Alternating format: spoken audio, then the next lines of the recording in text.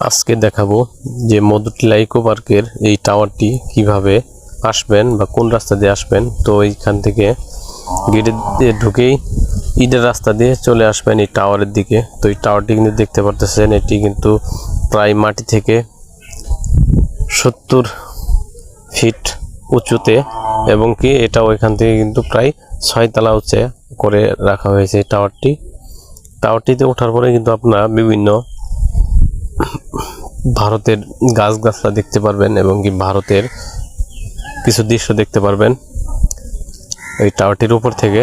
এছাড়া ওই নিচে কিন্তু অনেক মানুষজন আছে, তারা কিন্তু ওঠার জন্য ভিড় করে থাকে টাওয়ারটিতে, ওয়াচ টাওয়ারটি ওঠার জন্য।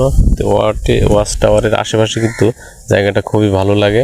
তো যারা ঘুরতে চান তো তারা মধুটিলা ইকো পার্কে চলে আসতে পারেন এই টাওয়ারটি দেখার জন্য।